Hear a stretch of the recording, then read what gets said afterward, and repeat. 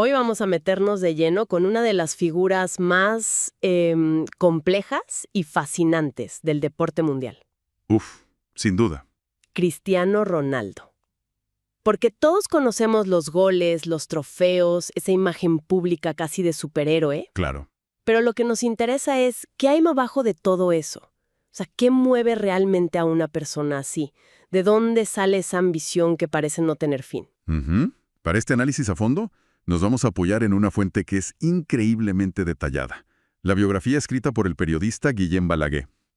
Él de verdad se propuso ir más allá del personaje. Y es que esa es la clave. La biografía nos permite explorar las contradicciones que lo definen, ¿no? Totalmente. Por un lado tienes al atleta obsesionado, al guerrero solitario en el campo, y por otro el libro revela a un hombre de familia, a un amigo leal, a una persona con una necesidad casi desesperada de ser querida, no solo admirada. Claro. Lo que vamos a analizar hoy es precisamente ese choque de mundos, esa tensión entre la imagen que proyecta y lo que, según las fuentes, podría ser su verdadera naturaleza. Pues empecemos por ahí, por la imagen. Si le preguntas a cualquiera en la calle, la primera palabra que probablemente te dirán es arrogante o vanidoso. Sí, es lo primero que sale. Y el libro, bueno, no lo esconde. De hecho, cuenta la famosa anécdota del vestuario del Manchester United. La del espejo. Exacto, donde al parecer se pasaba un buen rato mirándose al espejo. Y sus compañeros, obvio, lo notaban. Claro, y esa anécdota cimentó su fama de narcisista. Pero aquí es donde la biografía introduce un matiz genial a través de uno de los tipos más duros de ese vestuario. Nada menos que Roy Keane. Roy Keane, que no era precisamente alguien que se anduviera con rodeos. Él admitió que sí, que el chico era vanidoso. Ajá. Pero su conclusión fue mucho más profunda. Dijo que, al final del día, a pesar de los espejos y el pelo, lo único que de verdad le importaba era el fútbol. Que el fútbol era su verdadero y único amor. Y eso lo cambia todo. No es vanidad por la vanidad, es parte de la construcción del atleta perfecto. Entonces, esta imagen de arrogancia podría ser algo más, una especie de armadura. El libro sugiere exactamente eso. Lo plantea como un posible mecanismo de defensa. Balaguer investiga su infancia y describe un entorno familiar bastante particular. ¿En qué sentido? Una madre que lo consentía en todo y una figura paterna que, por sus propios traumas, estuvo muy ausente emocionalmente. Claro. Según el análisis que presenta el texto, esta combinación pudo generar una profunda inseguridad en él. Así que esa actitud desafiante, ese yo contra el mundo, podría ser una coraza. Una coraza para protegerse. Exacto. Construida para proteger a un niño interior que se sentía vulnerable. Una forma de decir, soy el mejor, para convencerse a sí mismo antes que a los demás. Eso tiene mucho sentido, sobre todo cuando lo contrastas con lo que dicen sus amigos más íntimos. La gente que lo conoce de antes. Sí, la gente que lo conoce desde antes de la fama. Su compañero de la Academia del Sporting, Hugo Pina, lo dice muy claro en la biografía. ¿Qué dice? El Cristiano que se ve en la televisión no es el que yo conozco. Con sus amigos es increíblemente cariñoso. Fíjate. Y no todo es disciplina y seriedad. Hay un lado que casi nunca vemos. Te refieres a su faceta de bromista. Exacto. El libro rescata una anécdota fantástica, casi de niño travieso, con nada menos que Sir Alex Ferguson. A Ferguson. A ver, cuenta. Un día se escondió debajo de una mesa de masajes. Le pegó una cinta adhesiva a un balón y cuando Ferguson pasó por al lado tiró de la cinta. No puede ser. El entrenador, una leyenda imponente, casi se va de bruces. Hay que tener una confianza tremenda para hacerle eso a tu jefe. Y más si tu jefe es Ferguson. Eso nos habla de una persona mucho más relajada y juguetona de lo que imaginamos. Sí. Y también de la relación tan especial que llegó a tener con él. Pero para entender de dónde viene esa necesidad de construir una coraza, como decíamos, y esa ética de trabajo inhumana, Hay que ir al origen. hay que ir al origen de todo. Hay que volver a casa. Totalmente. Hay que viajar a Funchal, en la isla de Madeira, a su barrio, Quinta do Falcao, un lugar muy humilde, construido casi en la ladera de una montaña. Sí. Y aquí el libro revela un dato que deja sin aliento. Cristiano fue el cuarto hijo de la familia, un embarazo no planeado. Uf. Su madre Dolores enfrentaba tantas dificultades económicas que llegó a considerar seriamente la posibilidad de un aborto. Qué duro. Es más, Cuenta que intentó un remedio casero que le recomendó una vecina para interrumpirlo, pero no funcionó. Es una historia durísima. Pensar que una de las mayores leyendas del deporte casi no llega a nacer, te da una perspectiva completamente diferente de su lucha. Claro. Y ese entorno familiar era un caldo de cultivo para la adversidad.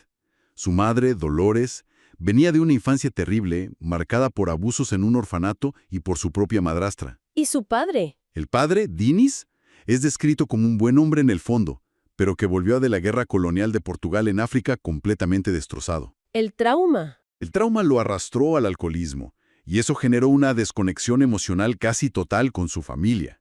Hay una anécdota en la biografía que es casi una metáfora de su vida. El día de su bautismo. A ver. Su padre era el padrino y también el utillero de un club de fútbol local. Pues bien, llegó tarde a la iglesia a la ceremonia de su propio hijo. ¿Y la razón? Prefirió quedarse a ver un partido de fútbol. Es como si el destino ya estuviera marcando que el fútbol iba a ser lo más importante en su vida. Incluso por encima de la familia. Absolutamente. Con ese caos en casa, el fútbol no era solo un hobby, era su santuario. Su refugio. El único lugar donde él tenía el control, donde las reglas eran claras y el esfuerzo tenía una recompensa directa. La biografía lo describe jugando en las calles con lo que fuera, una botella, un manojo de trapos. Podía pasar de 10 a 12 horas al día solo con una pelota. Exacto. Y no era un entrenamiento formal. Su primer entrenador, Pedro Taliñas, lo resume de una forma que me parece brillante. ¿Cómo lo resume? Cristiano es producto de correr por todas partes, de trepar árboles, de una infancia autosuficiente. Así aprendió a resolver problemas por sí mismo. Claro. Esa autosuficiencia, esa capacidad de buscarse la vida, fue lo que lo preparó para la prueba de fuego que vendría después. El salto a un mundo completamente diferente. Manchester, donde ese niño de la calle se encontraría de repente en un vestuario lleno de estrellas mundiales. Ese fue el gran punto de inflexión. Todos recordamos la historia de ese amistoso del Sporting contra el Manchester United. El partido que le cambió la vida. Un cristiano adolescente, con unas mechas rubias, que volvió completamente locos a los defensas del United. Se cuenta que los propios jugadores le suplicaron a Ferguson que lo fichara, y Ferguson, que ya lo tenía en el radar, se negó a irse de Lisboa esa noche sin cerrar el trato. ¡Increíble! Pero una cosa es deslumbrar en un partido, y otra muy distinta es aterrizar en ese vestuario. El libro describe una bienvenida muy hostil. ¿Sí? Se burlaban de todo, de su ropa ajustada, de su acento, de su pelo y, sobre todo, de su forma de jugar. Lo veían como un individualista. Exacto. Un individualista que solo quería hacer trucos. La frustración llegó a tal punto que Ruud van Nistelrooy, el goleador estrella, le gritó en un entrenamiento. ¿Qué le gritó? Yo no puedo jugar con este tipo. No se entra ni un solo balón. Uf, imagínate. Para un chico de 18 años, que una leyenda del club te rechace así delante de todos, ¿cómo te recuperas de eso? Ahí es donde entra la figura que lo cambió todo para él. Sir Alex Ferguson. Claro, la biografía detalla cómo Ferguson se convirtió en una especie de segundo padre. Por un lado, lo protegía públicamente. Desviando las críticas. Sí, pero en privado era increíblemente exigente, casi brutal. Hay un pasaje donde se cuenta que, después de un partido, Ferguson le dio tal reprimenda que lo hizo llorar. ¿Delante de todos? Delante de todo el equipo. El propio Cristiano dice en el libro, fue un segundo padre para mí. Esa mezcla de protección y exigencia fue lo que empezó a pulir el diamante. Claro, Ferguson le dio la estructura y la disciplina, pero el motor, el impulso, venía de adentro. Totalmente. Y el libro lo deja clarísimo con una escena que para mí es clave. Apenas llega a Manchester con 18 años, se acerca al preparador físico, Mick Clegg. Ajá. Y sin rodeos le dice, voy a ser el mejor jugador del mundo, y ahora necesito que me ayudes a conseguirlo. La convicción, a esa edad, es increíble. Una convicción absoluta.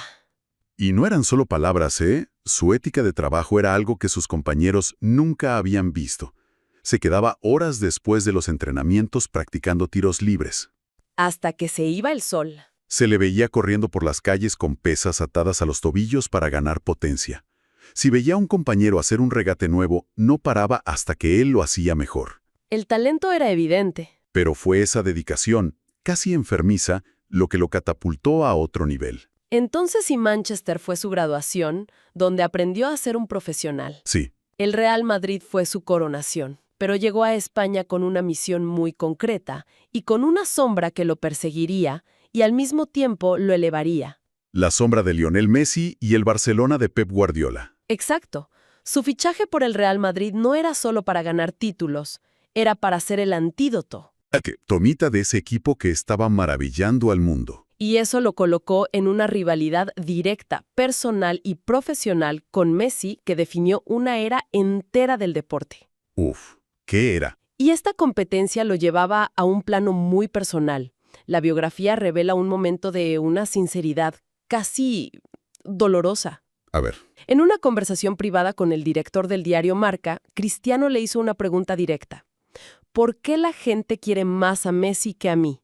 ¡Wow! Esa pregunta es fascinante porque desnuda por completo su necesidad de afecto. No le bastaba con ser el mejor, quería ser el más querido. Claro. Y la respuesta que recibió, según la fuente, lo dejó reflexionando mucho tiempo. Le explicaron que Messi, aunque era igual de competitivo, siempre tenía un gesto para sus compañeros. Siempre incluía al equipo. Por de la batalla, a menudo se señalaba a sí mismo, su icónico calma, calma, aquí estoy yo.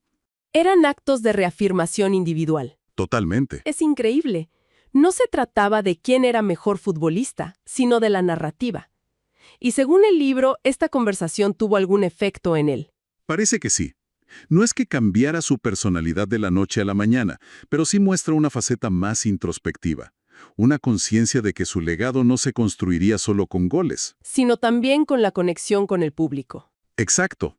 Pero al final, esa rivalidad con Messi fue el combustible perfecto. Un entrenador se lo dijo una vez, según el libro. Olvídate de todo lo demás. Messi es tu desafío permanente. Y así fue. Si uno marcaba 3 goles un sábado, el otro respondía con otros 3 el domingo. Se empujaron mutuamente a límites que nunca antes habíamos visto. Entonces, si juntamos todas las piezas, el niño que lucha por existir, el adolescente que se forja en la hostilidad de Manchester y la superestrella que compite contra una leyenda. La biografía sugiere que hay un hilo conductor en todo esto, una búsqueda que nunca termina. Esa es la idea central. Su carrera no ha sido una simple sucesión de clubes, sino una peregrinación. Una búsqueda constante de nuevos desafíos, de nuevas montañas que escalar. Claro. El problema, como plantea Balaguer, es que cuando llega a la cima de una de esas montañas, la gratificación es casi instantánea, pero muy fugaz. Dura muy poco. Inmediatamente, su mirada ya está puesta en el siguiente pico, en el siguiente récord por batir. Lo que nos deja con una pregunta final, casi existencial. Este impulso implacable, esta insatisfacción crónica, es sin duda lo que lo convirtió en la leyenda que es. Sin eso, no existiría Cristiano Ronaldo. Exacto. Pero aquí está la gran paradoja. Esa misma obsesión, esa necesidad de probarse a sí mismo una y otra vez, es también lo que le impide disfrutar plenamente de sus logros. Quizá esa es la tragedia del campeón eterno. El viaje, la conquista, lo es todo. Pero el destino, la cima, nunca es suficiente. Es un ciclo de insatisfacción que paradójicamente es el combustible que alimenta la grandeza. Y la pregunta que queda en el aire es, ¿puede un conquistador así ser feliz alguna vez? ¿O su única alegría reside en la batalla por la siguiente conquista?